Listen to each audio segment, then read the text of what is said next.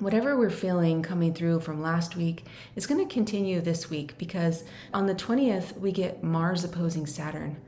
Now, Mars and Saturn are the malefics in astrology, right? They're the quote unquote bad guys, They're the ones that make us work and struggle, basically. But the rewards of Mars and Saturn are the ones that lead to lasting happiness. That's the concept of eternal recurrence that I was talking about in my last video, the work we have to do to pursue happiness. So when they're opposing each other, we got Mars up in Virgo and Saturn over in Pisces. Well, that's interesting because Virgo-Pisces axis is the axis of harvest. Mars in Virgo is seeing all the details. Saturn in Pisces is harvesting imagination. It's collecting it. And so they're looking at each other face to face. And always with oppositions, it's complicated because it's duality. And we know that either side may be extreme. Mars in Virgo may be really, particular, perfectionist, wanting to actively slice and dice. And Saturn is in the open imagination zone of Pisces. It's going to bring that imaginative realm to Mars, and they're not fighting each other, really. We can take both things. We can bring that editing of Mars in Virgo and bring that imaginative packaging of Saturn in Pisces and really create something. We're talking about this opposition. It means that they're halfway through their cycle together. So when a planet and another planet conjoin, they start a cycle. And Mars and Saturn conjoined about a year ago, right? So we're halfway through the cycle, and it's a 2-year cycle. I did a video about it if you want to know more. When planets conjoin and start a cycle together, there's some clues as to what their story is going to be for the next 2 years. And I remember with Mars and Saturn, this last conjunction was interesting because it was a continuation. It was like a part 2 of whatever the 2020 story was, the 2020 to 2022 Mars-Saturn conjunction story. I made the analogy of it being like learning Spanish 2 instead of learning Japanese. We've gone through Spanish 1, this is Spanish 2, or whatever, instead of learning a whole new language. We're still in the processing of what happened between 2020 to 2022. We're living with the ramifications, with all of the results of these choices that were made for the world. And that was a huge boulder thrown in the water. These are the ripples, the ripple effect. So anyway, this is about halfway through. I'll link in the description my Mars-Saturn conjunction video if you're interested. On the 22nd, it's an interesting day. Sun opposing Pluto. Sun squaring the node. Sun's basically getting the same treatment that the moon got when the moon was in its home sign in Cancer. Sun is in its home sign in Leo. So they're both very powerful positions for the sun and the moon.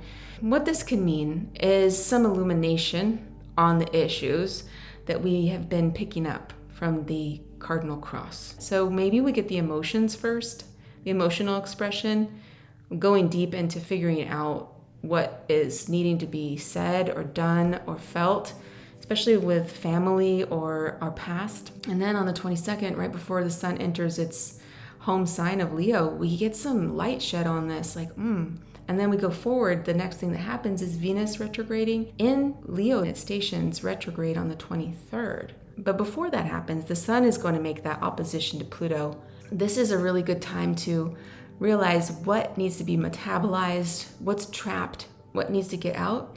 And that can happen during the Venus retrograde. This is just lining up really perfectly for that. When I finished writing my book, The Runaway Stars, and by the way, thank you so much to everybody who's been so nice to me about that and supportive and kind, that I realized when I looked back that the theme I didn't intend there to be a theme, but I noticed the theme after I finished, and I was like, whoa, I really needed to process this one last time all the way through this concept of, abandonment or being left behind or whatever. And that freed up a lot of space inside of me, and actually sharing it with people even more, because when we have things like this, it's very personal, it's very tender, and it could also be something we want to hide. The feeling of vulnerability of, hey, I've got issues. If you're one of those people that has a project or has a dream or has, an album to write, whatever, this is an excellent time. Venus and Leo, on top of all that, Leo is the performer. Leo is the leader. Leo is courage personified, and Venus is artistic stuff. The Venus retrograde key dates. Venus stations retrograde at 28 degrees Leo on July 22nd, 2023. And that just means it looks like it's stopping in the sky. It's been gorgeous. If you've been able to go out and see it in the western sky as the sun's setting, it's beautiful. Then it's going to be doing that until it stations direct on September 3rd, 2023.